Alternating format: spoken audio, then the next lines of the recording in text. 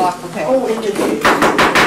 It's 8 o'clock. I'd like to call. Thank you, sir.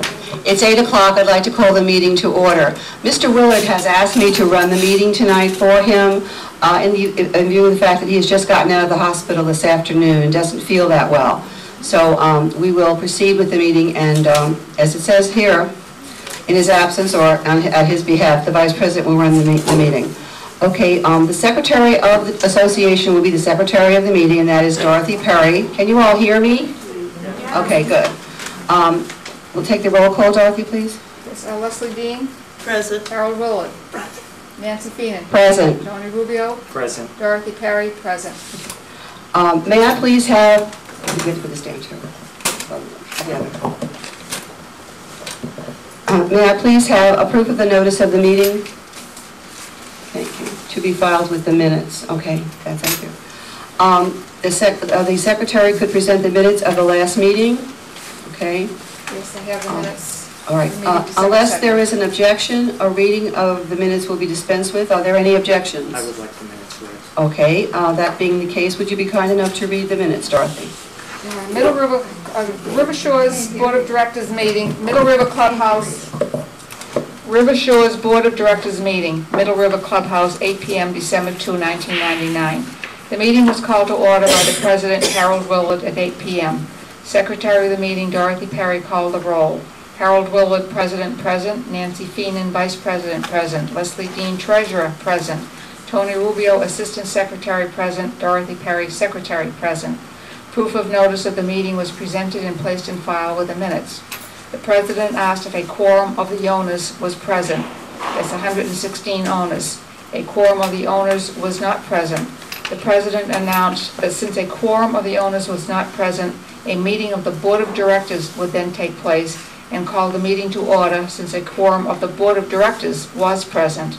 The President then asked the Secretary to read the minutes of the previous meeting, October 5, 1999. The Secretary then read the minutes, which were approved without addition or correction. There being no objections, the minutes were filed as presented. The President then asked for a report from the officers. Mr. Rubio asked the status of Mrs. Dean's condominium manager's license. Mrs. Dean stated that a check had been sent to the state of Florida for renewal. Mr. Rubio then asked the question, how long does it take for new tenants' approval?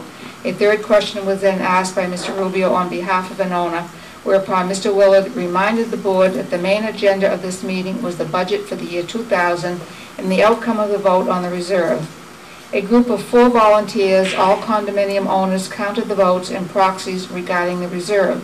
The final count came to a total of 160, 156 against the reserve and 4 in favor. The reserve being voted down, the President proceeded with the presentation of the budget.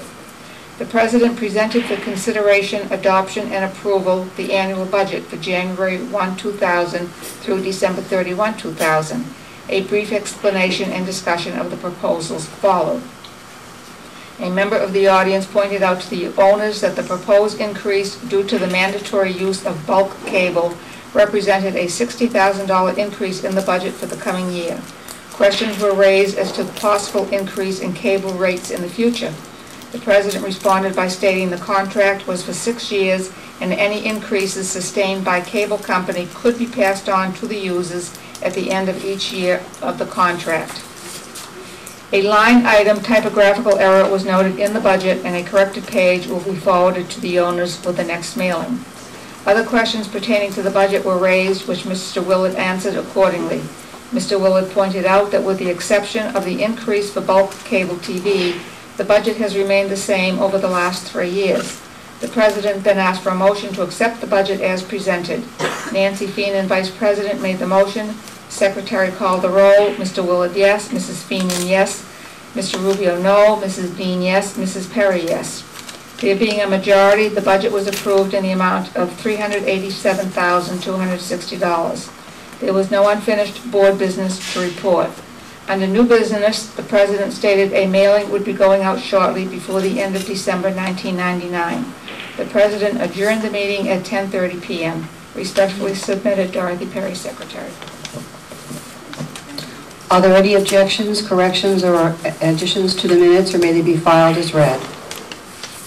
Does anyone have any objections to the minutes, or additions, corrections? Then the minutes can be filed as read. We would like to, the next two items on the agenda are reports of officers and committee reports. These are, this agenda is in keeping with Robert's Rules of Order, and these are basically, for the purpose of this evening's meeting, rhetorical questions, in that we know for a fact that there are no outstanding reports of officers or committee reports. I will, however, ask the question. I do want to say at this point, though, that if there are any questions of any of the officers of the board at this point in time, I'm going to make a motion to have them laid on the table and addressed under item number 14, which is unfinished business, which is at the other side of the issue that we're going to discuss tonight, which is the plumbing issue.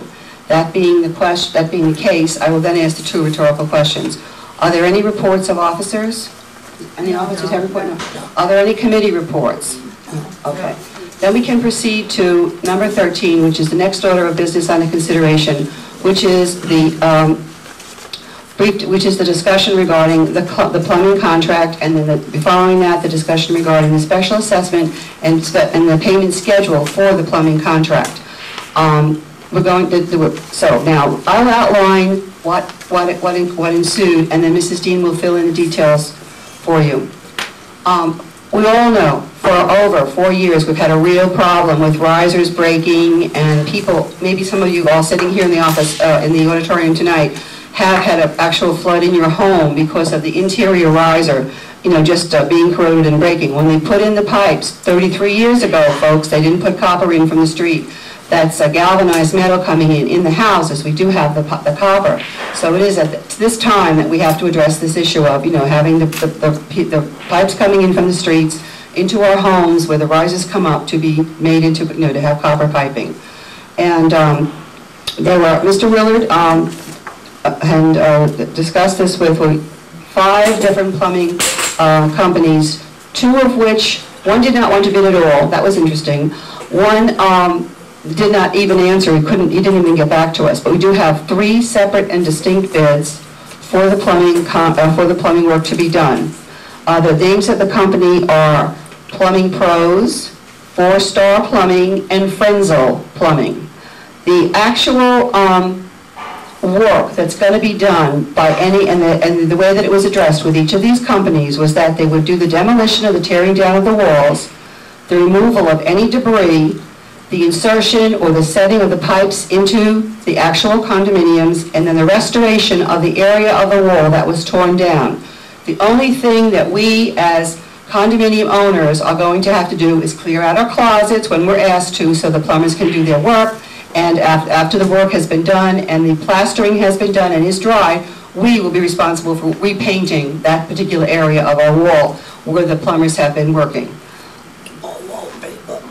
Well, a wallpaper or, whatever that you have there. Any other finishing would be, but basically that's what we're responsible. We don't have to plaster or whatever. They will do all of that.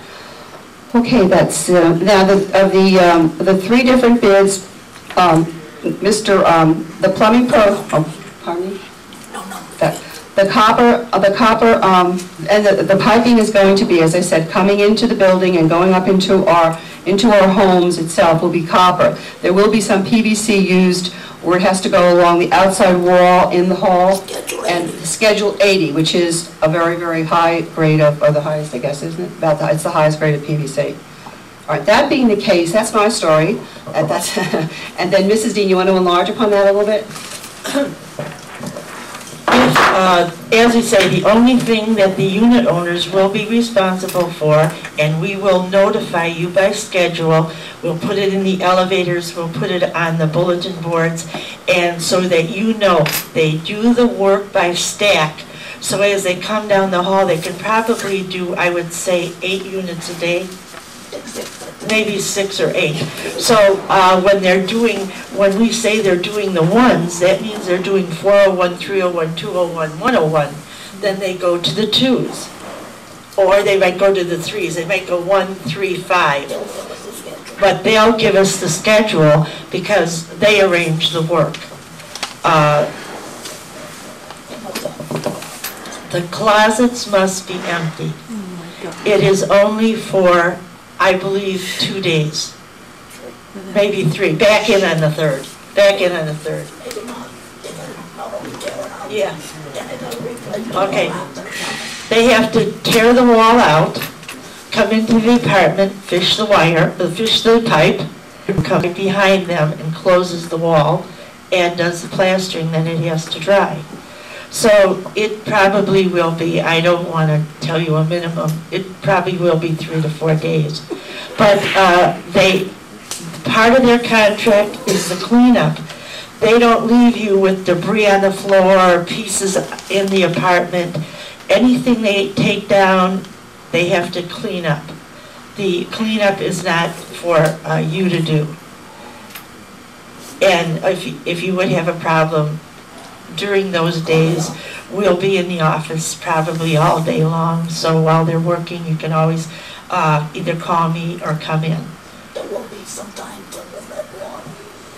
And on the changeover day for your stack, you won't have water.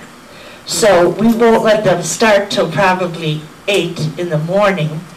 And then, you know, as soon as they can get the water back on, they will. The water will be turned on every night. But every night when they go home, the water will be turned back on. You'll never be without water after working hours. Say they work 8 to 4. After 4, when they leave, you will have water again. And then if it's necessary to shut it off the next day. But that's all written in the contract. I mean, they can't go away and just leave us. So Mr. Willard has tried to anticipate anything that would happen. In our worst scenario, we've tried to think of it, you know, and in anything that happens, all you have to do is call one of us and we will be there right away. We will be working all the time when they're here. It isn't that we're going to close at 12 and you're not going to be able to call anyone. Okay. What about those of us who are away all day working, who's going to be in the apartment while they're in there? We will. You're out of order just for a second. We have to, the board has finished discussing this, and when we are finished discussing this, then we will open it briefly to the audience for questioning. Okay. Would you bear with us, please, Fine. dear? Thank you very much. Okay. Anything else, Mrs. Dean? No. If, after a while, when they open it up, if you have any questions that we can answer, we certainly will.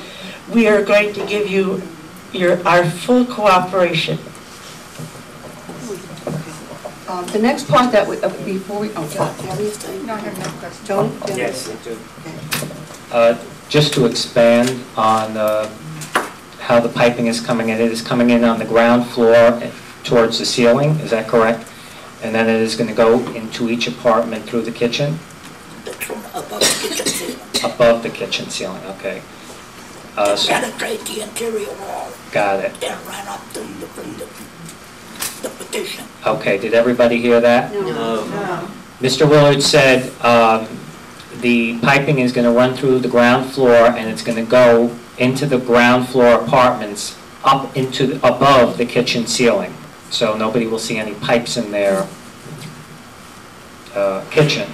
And then it will be connected, I guess, in the wall where the old main riser is. That's why we're ripping out the petition in the He said that's why the petition is being ripped out. The pipe is not going to be running in the closet so you can see it. It will all be inside the wall. In some instances, the shut-off may be in the closet. In some instances, the shut-off may be in the closet So that it's accessible for any future date. so that it's accessible for any future There date. won't be any under the sink like they are. They are currently under the sink. They will not be under the sink as they currently are.